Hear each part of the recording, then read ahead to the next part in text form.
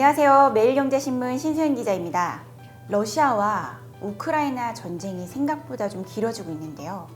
전쟁 이후에 러시아와 우크라이나 미래는 어떻게 될지, 그리고 이런 전쟁 이후에 우리 한국은 어떤 전략을 펼쳐야 될지 권기창 주 우크라이나 전 대사님 모시고 관련 말씀 나눠보겠습니다. 안녕하세요. 네, 안녕하세요. 네. 저는 주 우크라이나 대사로 근무하고 귀국한 권기창이라고 합니다. 반갑습니다. 언제부터 언제까지 우크라이나 대사님을 하신 거죠? 네, 저는 2019년 5월에 우크라이나에 부임해서 작년 6월에 돌아왔습니다. 그러니까 만 2년 1개월 정도. 근데 어떻게 하시다가 우크라이나로 발령이 나신 거예요? 네, 저는 우크라이나의 대사 자리가 공석이 나는 걸 보고 지원을 했었습니다. 네. 그때 우크라이나가 그 공석 자리 중에 하나 있었습니다. 그래서 바로 제가 지원을 했고 운이 좋게도 다행히 제가 원하는 우크라이나로 갈 수 있어서는 아주 기쁘게 생각하고 우크라이나에 갔었습니다. 원하셨던 거예요? 네, 그렇습니다. 네. 왜요? 우크라이나는 사실 우리 일반인 분들은 잘 모르시지만 외교적으로 우크라이나는 굉장히 중요한 나라였습니다. 그 전부터.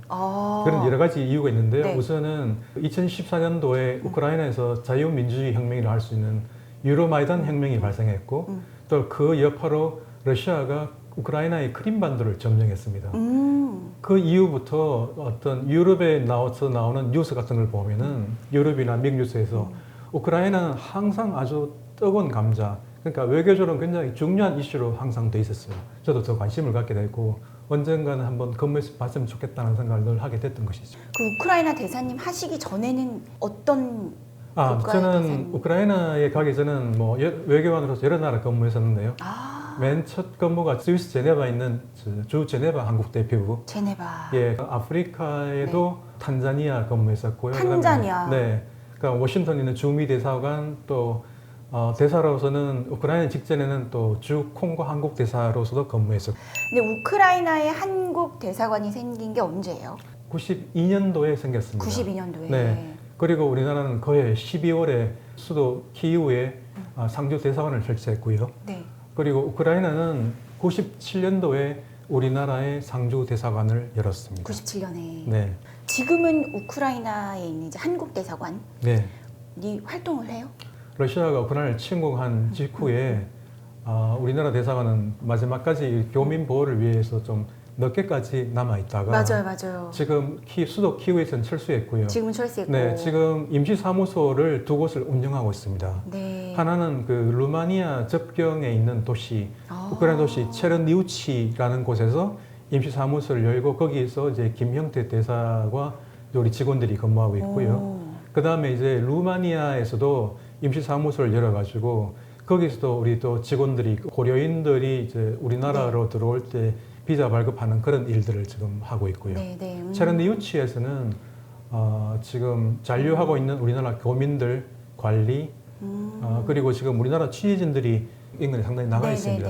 우리나라 취재원들을 또 이렇게 또 보호해주고 챙겨주는 그런 역할들을 좀 하고 있죠. 그러니까 공식적으로는 어쨌든 우크라이나에서는 지금 한국 대사관이 철수는 한 상태네요, 그렇죠? 그렇습니다. 지금 대부분의 나라들이 다들 위험하니까. 수도 키우에서는 철수했고요. 네. 일부 대사관들은 지금 폴란드에서 임시사무소에서 열고 있고 네. 어떤 나라들은 루마니아에서 열고 있고 네. 우리 대사관이 있는 지금 체르니우치에도 또 일부 대사관들이 지금 있습니다. 그런데 러시아와 우크라이나 전쟁은 도대체 왜 일어난 거예요? 이제 전쟁 일 지금 한번 해볼까 합니다.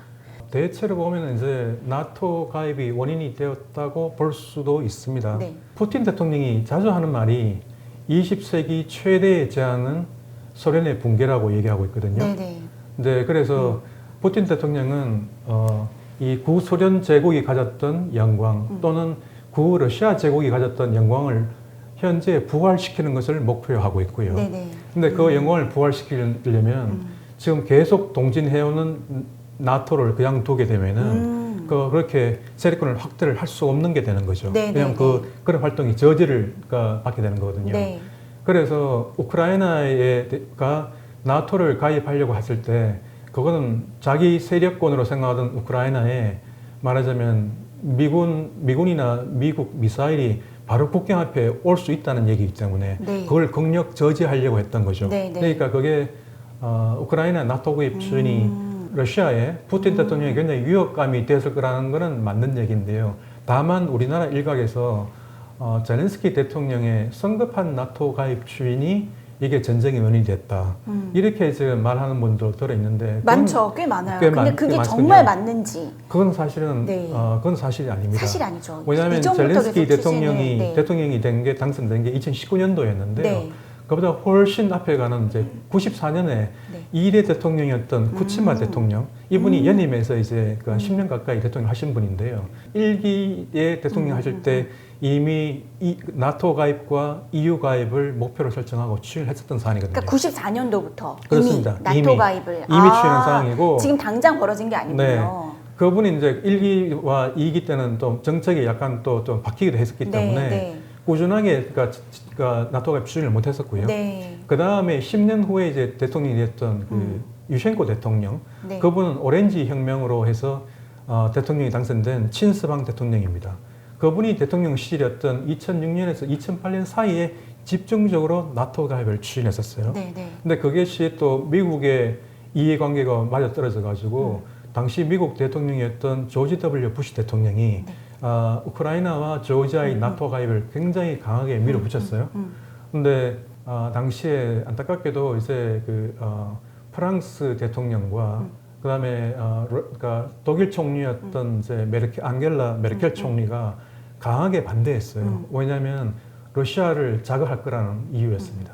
그래서 결국은 이제 타협안으로서 결국 결론 내린 것은 나토가 언젠가는 우크라이나와 조지아를 가입시킨다. 하나 약속은 했어요.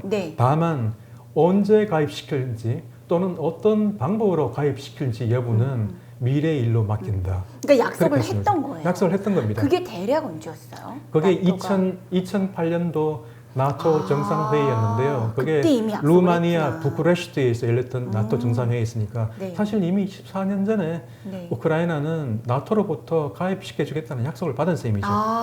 근데 그것이 이제 그런 다른 여러 국제 정치학의 역학들, 특히 이제 나토 유럽에 있는 나토 회원국들이 러시아를 자극하는 것을 피하기 위해서 차일피일 미루었고 그래서 지금까지 그 침공까지 이런 거기 때문에 사실 어떤 의미에서 보면 이번 러시아 침공에는 서방의 책임도 있습니다. 침공한 것은 러시아의 푸틴 대통령이니까 가장 1차적이고 가장 중요한 책임은 푸틴 대통령이 있는 거고요. 다만 우크라이나가 나토에 가입했더라면 나토 규약 5조라는 그 집단 안전보장에서 우크라이나를 지켜줄 수가 있었을 텐데 군사적으로요. 그거를 그렇게 가입을 희망하던 우크라이나를 가입시켜주지 않고 차일피일 끌었던 것이 결국은 러시아의 침공을 가능하게 했던 것이기 때문에 그 점에서는 서방도 책임이 있다는 거죠. 지금 제가 보기에는 지금 서방이 미국과 나토, 그러니까 유럽의 그 나토 국가들 서로 트럼프 대통령 시절까지는 서로 삐걱거리면서 분리화함을 많이 일으켰었는데 그 나라들이 지금 일치 단결해서 우크라이나를 이렇게 합심해서 지원하는 것도 그런 어떤 우크라이나에 대한 어떤 도덕적인 그러니까 좀 미안함 그런 것들이 좀 깔려 있다고 볼 수 있습니다. 그런데 나토가 도대체 뭐길래 우크라이나는 그렇게 나토 가입을 원했던 거예요?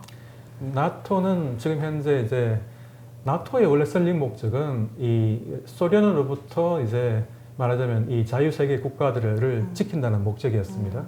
근데 지금도 여전히 이제 소련은 이제 러시아 제국으로 이어졌지만 지금도 그 설립 목적은 여전히 현재도 지금 적합한 상황이고요. 지금 나토가 이제 계속 이제 소련 붕괴 이후에도 계속 동쪽으로 과거 공산권이었던 나라들 헝가리, 체코, 폴란드, 그다음에 발트 삼국 이런 나라까지 다 포괄해서 지금은 30개국으로 구성되어 있습니다. 나토가요? 나토 가입국이 30개국이나. 30개국인데요. 이 지금 나토 규약 5조에 의하면 어느 한 나라에 대한 나토 회원국에 대한 공격을 전체 회원국에 대한 공격을 간주해서 나토 국가들이 군사적으로 그 공격받은 회원국을 그러니까 지켜줄 수 있도록 되어 있습니다. 그러니까 집단 안전 보장이라고 말씀드린 거죠. 그러니까 회원국이 공격을 받으면 같이 공동 행동을 한다. 그렇습니다. 지켜준다. 그렇습니다. 그래서 그렇게 원했던 거군요. 그래서 그러니까 가장 우크라이나 입장에서 볼 때는 우크라이나는 우리나라 달리 뭐 미국과의 동맹이나 이런 거 전혀 없습니다. 양자적으로 동맹이 없기 때문에 우크라이나는 나토와의 동맹을 그렇게 절실하게 원했던 것이죠. 그런데 그 동맹을 그것이 이제 2014년도에 러시아가 크림반도를 점령하기부터는 사실은 우크라이나는 더 위협감을 느꼈던 것이고요. 그쵸, 물론 그랬겠죠. 그때부터 군사력 증강을 시작했습니다. 그러니까 우크라이나에서는. 네. 하지만 여전히 뭐 세계 제2위의 군사를 갖고 있는 러시아에 비하면 네. 그래도 너무나 약한 것이고. 그렇죠. 그래서 이제 침공을 받게 된 것이죠. 맞아요. 네. 네. 근데 러시아가 왜 그렇게 그럼 나토 가입을 막았던 거예요? 그러니까 함부로 자기네들이 이렇게 침략을 할 수 없기 때문에 제동에 걸리기 때문인가요? 네, 그렇습니다. 그러니까 이 푸틴이 원하는 구러시아의 제국의 영광을 이제 말하자면 부활시킨다는 것. 네. 그러려면 자기 세력권을 가까이 있는 우크라이나를 비롯해서 자기 세력권을 넓혀야 되는데요. 맞아요. 우크라이나가 나토에 가입하게 되면은 미군이 그러니까 우크라이나에 주둔할 수도 있고 미군이 갖고 있는 미사일들, 나토군이 갖고 있는 그런 치명적인 무기들이 그러니까 우크라이나 국경에 벌써 배치가 될 수 있다는 얘기 때문에 네네. 그게 사실은 푸틴 대통령은 그거에 대해서 굉장히 위협감을 느꼈던 것입니다. 예를 들어 2008년 그 나토 정상회의 때는 푸틴 대통령은 우리는 지금 우리 국경 앞에 강력한 군사 블록의 진을 보고 있다. 이것은 러시아에 대한 심각한 안보 위협이다. 이런 식으로 아주 강한 어조로 경고하고 비판했었어요. 다만 이제 나토 설립규화에 보면은 설립규화 10조에 그 회원국 가입하는 조항이 있습니다. 네. 그건 이제 문호 개방 정책이라고 그러는데요. 영어로 얘기하면 Open Door Policy라고 불리는 겁니다. 그 10조에 보면 어떻게 되어 있냐면 나토 회원국으로서의 의무를 충족시킬 수 있는 능력을 가진 유럽 국가들에 대해서는 네. 가입을 허용한다. 네. 이렇게 되어 있습니다. 가입을 신청하는 나라들은 우선 나토가 심사를 해야 되고 특별한 이유가 없는 한 받아줘야 되는 또 그런 게 있거든요. 네네. 우크라이나 경우에서는 좀 한 가지 좀 요건이 좀 걸리는 게 있습니다. 나토 회원국이 되기 위해서는 지금 현재 갖고 있는 국제 분쟁, 네. 인정 분쟁, 네. 영토 분쟁은 다 평화적으로 해결해야 한다는 요건이 있습니다. 거기에 우크라이나는 우선 좀 걸리게 되는 거죠. 그래서 우크라이나에 대해서는 가입에 대해서는 나토 회원국들이 차일피일 미루었고 그 차일피일 미룬 것이 14년, 15년이나 되다 보니 지금 러시아가 이제는 그러니까 이 침공할 타이밍이라고 생각하고 이제 침공했던 것이죠. 그렇군요. 그러면 미국과 유럽 입장에서 우크라이나는 크게 막 가치가 별로 없는 거예요? 아니요, 그렇지는 않습니다. 네. 우크라이나는 유럽이나 미국에 비해서는 굉장히 중요성이 있습니다. 일종의 완충국 같은 겁니다. 완충국. 영어로 버퍼 스테이트라고 그러는데요. 네. 러시아의 국경선이 거의 2,000km 가까이 네. 그 국경선이 닿은 큰 나라고요, 우선. 네네. 그리고 우크라이나의 영토는 독일과 영국의 영토를 합한 것보다 더 큽니다. 그래요? 네, 그만큼 큽니다. 큰 나라를 러시아 엄청 옆에서 크네. 완충국으로 둔다는 것은 네. 굉장히 지정학적으로 의미가 있고요. 의미가 있네요. 또 어떤 지정학적으로 또 분석을 해보면 우크라이나는 과거에 오래전부터 역사적으로 서유럽과 러시아의 중간에 있는 다리 같은 역할이었고요. 또 마찬가지로 서유럽과 아시아를 잇는 그 어떤 가교, 다리 같은 그 역할을 했었어요. 그러다 보니까 2차 대전이나 1차 대전에서 우크라이나를 점령하는 것은 양 진영 간에 있어서 힘의 균형을 크게 깨트리는, 그러니까 우크라이나를 가져가는 진영 쪽에 굉장히 힘이 실어지는 그런 나라였기 때문에 사실은 우크라이나의 지정학적 중요성 그리고 그 경제적인 중요성이 굉장히 크군요. 부각됐던 것입니다. 근데 러시아가 왜 그렇게 생각보다 고전하는 거예요? 이번 전쟁에서? 그 정보력 좋은 미국의 정보gen 기관도 네. 러시아가 우크라이나를 침공하면 네. 수도 키이우는 72시간에 점령당할 거라고 네. 예상했다는 거거든요. 네네네. 사실 그만큼 전쟁이 어떻게 될지를 예상하는 좀 힘든 부분도 너무 사실 힘들죠, 있는데요. 맞아요. 예측한다는 지금 그러니까 이 크게 보면은 그러니까 이 푸틴이 세 가지를 오판했다 그래요. 네. 첫 번째는 우크라이나 군이 이렇게 강할지 몰랐다는 거. 우크라이나 국민들. 두 번째는 세계 제2위의 군사력으로 생각했던 러시아의 전력이 이렇게 약할지 몰랐다는 거. 세 번째는 그렇게 질이 멸렬할 줄 알았던 서방이 저렇게 일치단결해서 우크라이나를 지원하고 러시아에 대해서 제재할 줄 몰랐다는 거. 이 세 가지가 크게 이제 오판했다는 거고요. 네네네. 며칠 전에 워싱턴 포스트에서 러시아군이 우크라이나에서 고전하고 있는 9가지 이유 해가지고 설명한 데 보면 네. 가장 중요한 첫 번째로 꼽은 것은 우크라이나 국민들의 싸우려는 의지와 능력을 과소평가했다는 겁니다. 맞아요. 지금 우크라이나 국민들은 지금 뭐 민간인들조차 그 사냥총을 가지고 벽돌을 가지고 러시아군에 싸우겠다고 지금 하고 있는 거거든요. 그뿐만 아니라 그 여성들, 그 다음에 그 노약자들까지도 총을 들고 싸우고 있고, 심지어 우리나라에서는 뭐 우리나라 서울 팝 오케스트라에 있던 세 분의 음악인들이 네. 그분들이 다 40대, 50대 분들입니다. 네네. 그분들이 악기를 두고 우크라이나에 싸우러 참전했죠. 그거 말고도 이제 워싱턴 포스트에서는 뭐 여러 가지 상을 지적했는데요.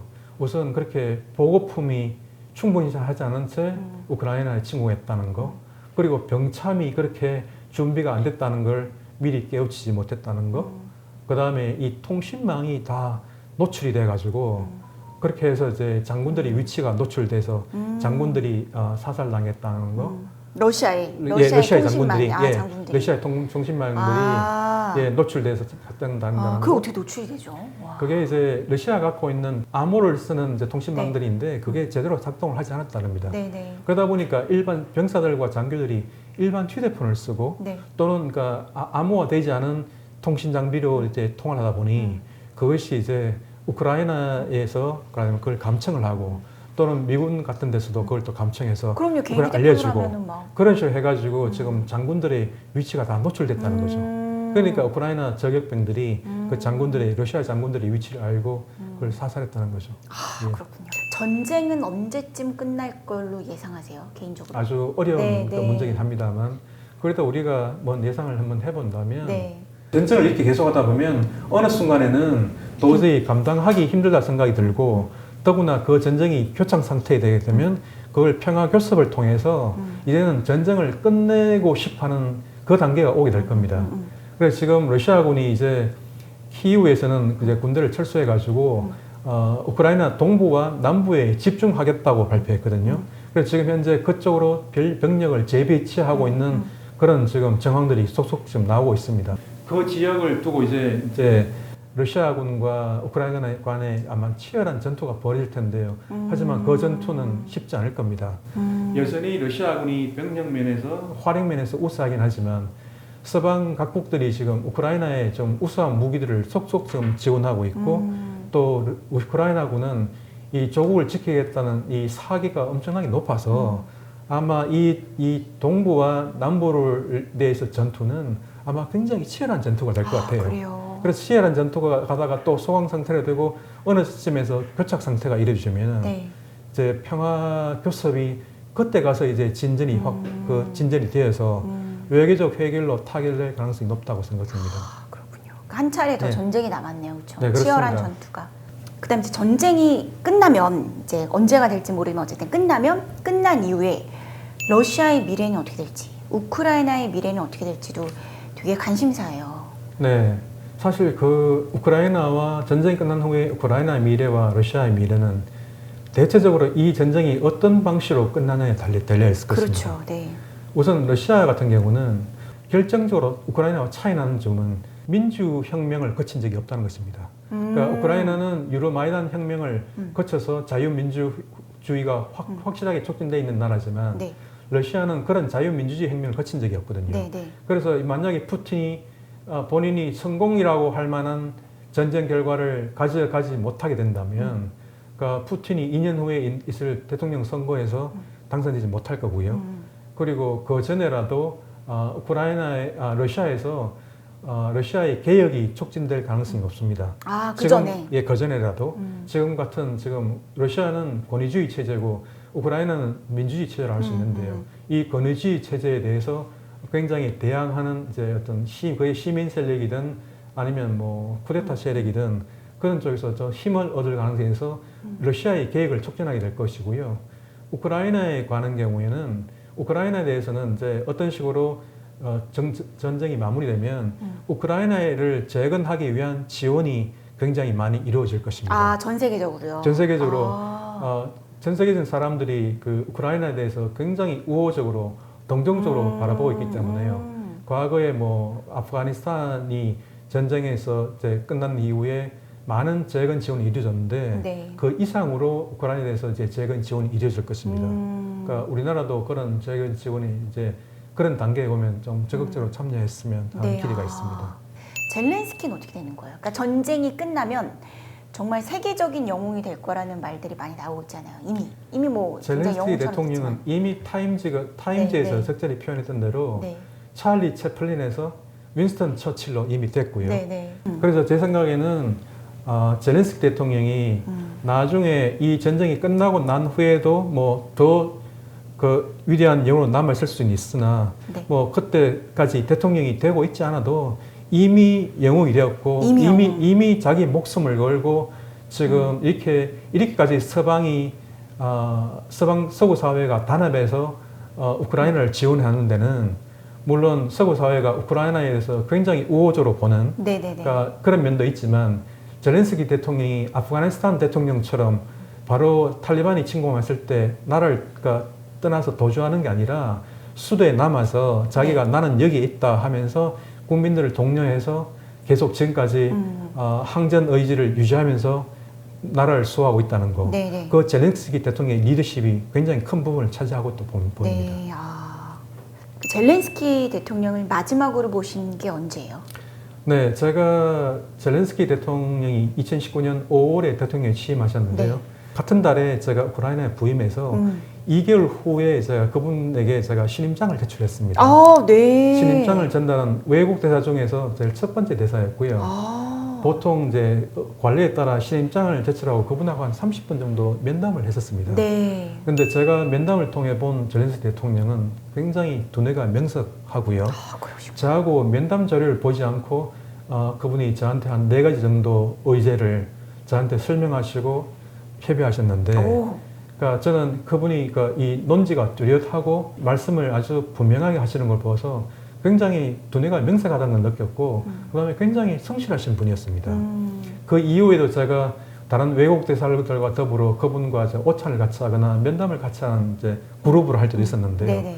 항상 보면은 굉장히 친근하게 대하고 예, 그리고 아주 매력이 넘치는 정치인이라서 아주 인기가 많은 외교단들, 외국 대사들 사이에서 인기가 많은 분들이었습니다. 그다음 이제 전쟁 이후에 한국은 각 나라에 어떤 전략을 펼쳐야 될지. 사실 러시아하고 우리나라는 경제적으로 또 많이 맞물렸죠. 많이 걸린 게 많습니다. 맞아요. 그러니까 양국 간 교역이 2021년도에 230억 불 정도에 달할 정도로 상당히 많이 하는 부분이고요.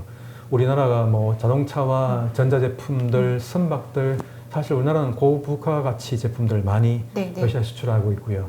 러시아로부터는 뭐 에너지라든가 그런 많이 수입을 하고 있고요. 그래서 이런 경제 관계 또는 우리가 또 군사적인 기술로서도 러시아로부터 도움을 받은 것도 있고요. 그런 관계는 계속 해나가야 된다고 생각합니다. 다만 제가 주 우크라이나 대사를 한 사람으로 생각해 보면은 우리가 러시아에 대해서 너무 러시아 일변도 외교를 하는 바람에 우크라이나에 대해서는 다소 아쉬운 점들이 많이 있었거든요.